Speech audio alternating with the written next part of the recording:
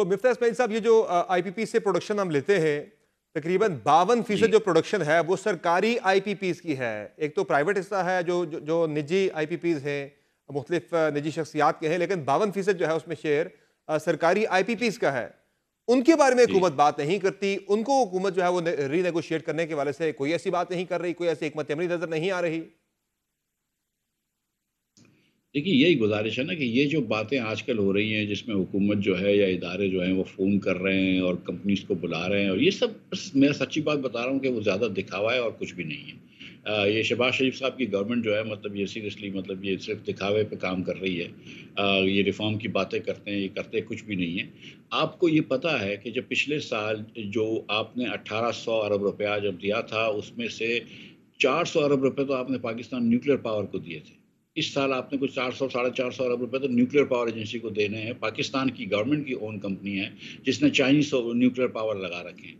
एक nuclear power वो और बना रहे हैं चाइनीज़ से, तो क्या आप चाइनीज़ को जाके पिछले वालों के पैसे नहीं देंगे? या आप उसके बैंकों को पैसे नहीं देंगे? उसके बाद फिर ये जो आपके बिक्की बलेकी और हवेली बहादुर शाह के जो हुकूमत पंजाब और गवर्नमेंट ऑफ पाकिस्तान के प्लांट्स हैं और अब एक तिरमू में भी लग गया है, उस 4 के प्लांट्स के पैसे हुकूमत अपने आप को दे रही है, तो वो आप कैसे काट रहे हैं? वो भी नहीं काट सकते आप क्योंकि वो आप पिछले और ये याद रखें कि हुकूमत पाकिस्तान को कोई नफ़े नहीं मिलते उनकी एजेंसीज़ को, जितने पैसे मिलते हैं वो उतने पैसे बैंकों को पीछे दे देती हैं। ऐसा नहीं है कि गवर्नमेंट को या पाकिस्तान एटॉमिक एनर्जी हम्म। कमीशन को आपने पैसे दिए हुए हैं, आप तो देते ही नहीं हैं उनको प्रॉफिट्स।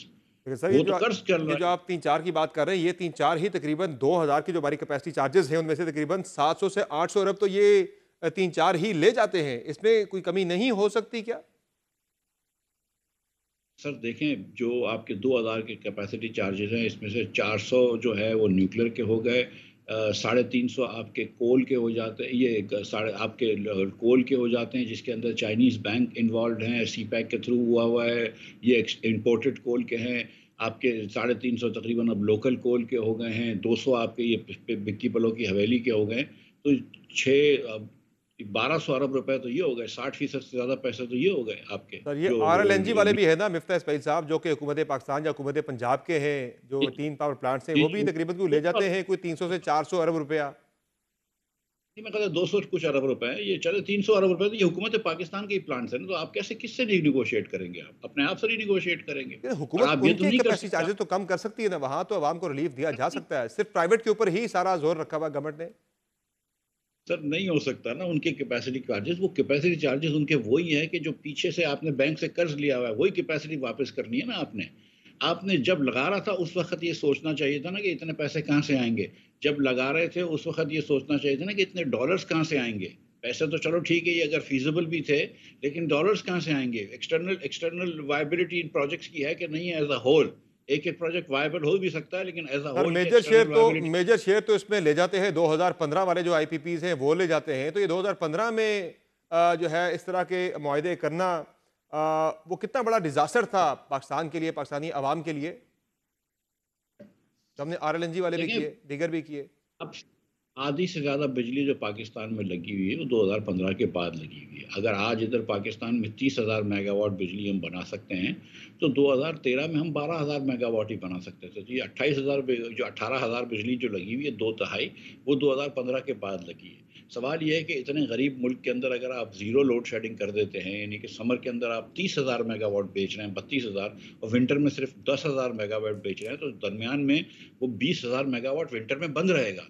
उसके आपको फिर भी पैसे देने पड़ रहे हैं, जो आज जिसकी वजह से आप रो रहे हैं। तो उस वक़्त आपको सोचना चाहिए था ना कि यार अगर ये ब सर्दियों में बंद रहेंगे प्लांट और पैसे उसके देने पड़ेंगे तो बड़ा जेब में झटका आएगा, वो आपने नहीं सोचा। आपने इम्पोर्टेड फ्यूल पे लगा लिया, नहीं सोचा कि इतना अगर हम फ्यूल भी इम्पोर्ट करेंगे, पेमेंट्स भी करनी होगी, तो डॉलर का डिवैल्यूएशन हो जाएगा, तो हम क्या करेंगे? और डॉलर का डिवैल्यूएशन ज़रूर होगा क्योंकि फिर हम इतना हमारे पास एक्सटर्नल लायबिलिटी हो जाएगी। उसके बाद हमने ये भी नहीं सोचा कि क्या इस मुल्क के अंदर अगर हम 2 घंटे की लोड शेडिंग्स गर्मी में कर लेते हैं तो समर विंटर में कितनी बिजली सस्ती हो जाती। या हमने ये नहीं सोचा कि हम ये जो बिजली बना रहे हैं उसको अगर हम सस्ते नरखों पे दे देते हैं सनत को, तो चलो सनत चल जाएगी, बरामदात बढ़ जाएँगी, हम सही। बाहर की पेमेंट कर सकेंगे। आपने वो भी नहीं किया और फिर उसके बाद आपने मतलब गलती पे गलती करे आ रहे हैं, इतनी गलतियाँ की हैं इसके अंदर आपने। फिर आपने सोलर पैनल्स के ऊपर गलती करी आपने, उधर आपने मतलब seriously this is just a tragedy of error. तो मिफ्ता इस्माइल साहब, शायद यही वजह है जिसकी तरफ आप इशारा कर रहे हैं कि हुकूमत, जो मौजूदा हुकूमत है, तभी 2015 में भी यही हुकूमत इक़्तिदार में थी, तो यही वजह है कि ये सिर्फ 1994 वाले जो आईपीपीज़ हैं वहाँ से ये सारी तहकीकात और ये सारा मामला जो है इन्होंने शुरू किया है। 2015 वाले आईपीपी पे कोई भी बात नहीं हो रही, 1994 वालों पे हो रही है जो ऑलरेडी रिटायर होने वाले हैं या कुछ हो भी चुके हैं दो रिटायर। 19 अगर आप 2100 अरब रुपए दे रहे हैं ना कैपेसिटी कॉस्ट, तो 50 अरब रुपए भी नहीं दे रहे आप 1994 वाले प्लांट्स के ऊपर। वो तो खत्म हो चुके हैं, 30-30 साल हो गए उनकी पेमेंट खत्म हो चुकी है। वो कुछ रिटायर प्लांट्स हो गए, कुछ मतलब रिटायर होने वाले हैं, बिल्कुल ऐसा ही है। मतलब अगेन मैं लाइक आई सेड कि ये सिर्फ दिखावे के लिए। इसी तरह 2002 की जो मुशर्रफ साहब की पॉलिसी के तहत प्लांट लगे, और again that was also a very wrong policy. 94 की पॉलिसी भी गलत थी, मुशर्रफ साहब की पॉलिसी गलत थी। इसमें कभी इन्होंने बेटिंग नहीं करवाई, आपस में कम्पीट नहीं कराया।